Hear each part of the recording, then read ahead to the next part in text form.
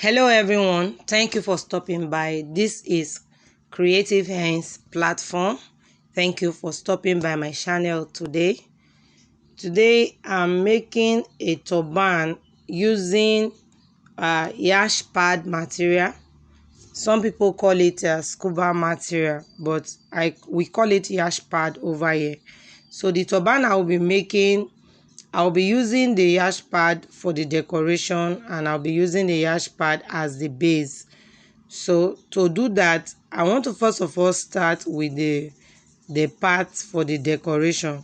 So what I did was to cut out about 60 inches.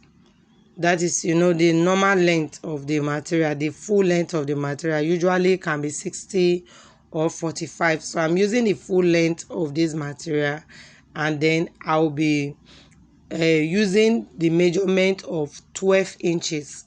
12 inches. So where the height you see me cutting out now is 12 inches. That's because I just want to fold it to create what do I call it now? I just want to fold it to create the design I need. So most times, if I don't want my design falling, the design I'm creating now falling, I might just do 10 inches, because when you do 12, it comes down more than when you do 10. So you can see that after folding this material now, I have 6. You understand? Because I'm actually going to fold it and work with it. So I will run that edge through, after which I will bring the material back to you. But before I will continue that, I would like to finish cutting every part for this turban. So now I will cut the main base.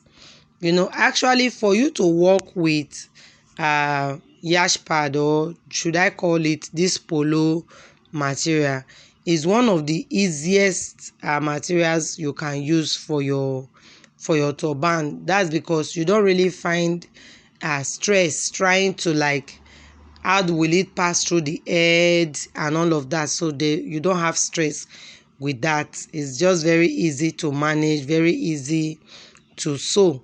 So that the material I'm working with now is such that I don't have any kind of stress thinking of how it's going to pass through the head. But assuming we are working with materials like what do they call, for instance, bridal satin.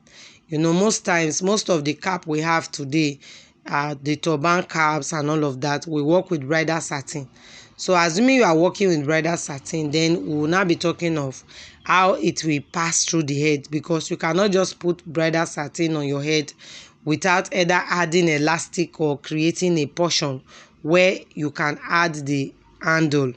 So for the polo material, we do not have such stress. So the part I am cutting now is the part I'm going to use for the base, and I cut it this way because I actually want to cross the base. That is, I want to make a V front. So because of that, I have these two parts separated now. Now to cut this part, I usually use 6 inches for my width, and then my length can either be between 16 and 18. Is that okay? So if I use 16 is perfect. If I use 18 is perfect. The only thing is I will cut out the excess part. So this is the turban itself. The turban itself is what I want to cut now. So when I folded into 2, I have 12. So you should know that when I open it, it will be 12 times 2, which will give me 24. So when I folded into 2, I have 12. But when I will open it, it will give me 12 times 2, which is 24. So right away, I will first of all prepare the turban base. This tutorial is going to help you to understand how to prepare your base, even if we are not really focusing on the design. So when I'm going to place it, you can see you don't place it that way. You place it the way I'm placing it now. You understand? The band should be inside. You understand me?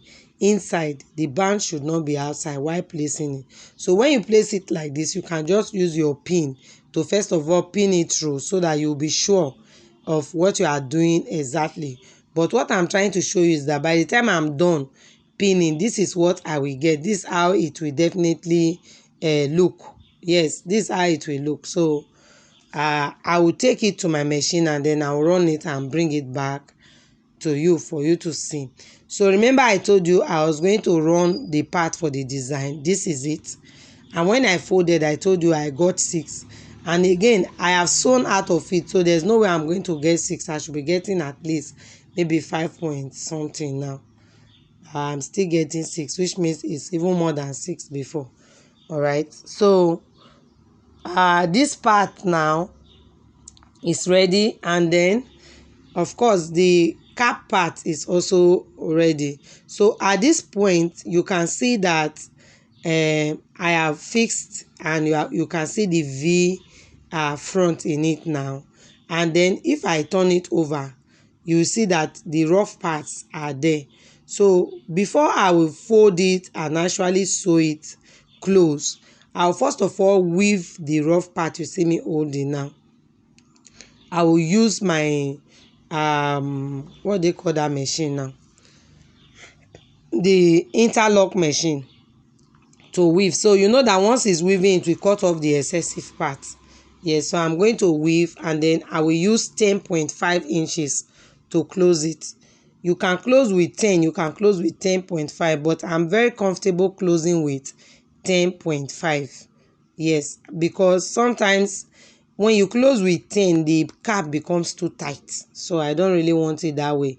I prefer closing with 10.5. It will not be too tight, it will not be too big on the head. Except if my client will say, okay, please, it's too free, I adjust it, then I'll have, because when it's too tight, you don't have anything you will do after weaving it. So I prefer let it be too free, so that when the client complain, I can just like adjust it. So for the depth of the cap, I used 14 for the depth. That was what I was showing you just now. The depth to curve it, I use 14. So what I will do now, once I trim out this excess part, like I said before, I will be weaving. I'm going to weave. I will trim out the excess part, and then I'll weave all the rough parts. It will be wrong for you to leave your work this way, just close it with all the rough parts like that. Please, if you want a good work and you want your work to be prized in a good way, give it a good finishing. It's just a piece of advice. Please give it a good finishing.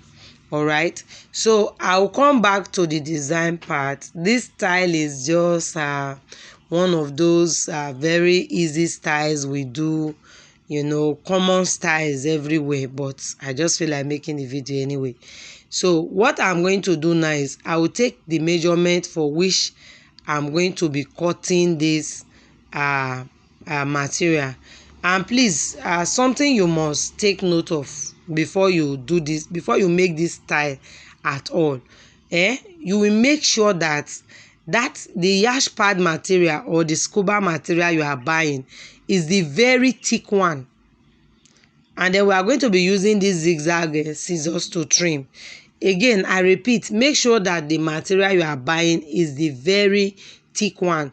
There are some of these materials that is very thick and is bouncing. It has thick, it looks like foam, you understand, very thick and bouncing. Once you just touch it, you know it's not that type that easily relax. That's the only one that can work for this style. So please don't just go about picking any of the yash pad material you see. Go for the thickest one, very thick and bouncing like foam. You understand? When you try to fold it together, it will resist you. That's the type that you should use. All right, so you can see the cap itself is ready now. So if you look at where I'm holding now, you see that every part of it is weaved. I use the interlock machine to do every part, and you can see that it's very neat. The cap is neat, and all the rough part that you could see before, they are no more. So what I'm doing now is I'm just using the loose stitches to like pull it together so that it can be well arranged before I start applying my style. So as you see now, the cap is ready. Like I said before, working with yash pad material or any polo material is the easiest way to make your turban. You understand? But once it comes to working with materials that are not stretchy fabrics, then we have work to do.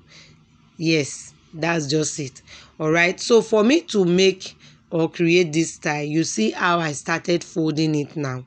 That's just how I will fold. Now, what is the difference in what I will do? The difference in what I will be doing is that as I'm folding, I will be applying the hot glue to it. Now, two ways. You can decide not to apply the hot glue. It's not compulsory. You can just create this using your needle and thread. You know, most times I say to myself that I prefer to create it using needle and thread. This is because when you are done creating it using the hot glue, it becomes too strong and stiff for your thread to penetrate when you want to fix it to the cap.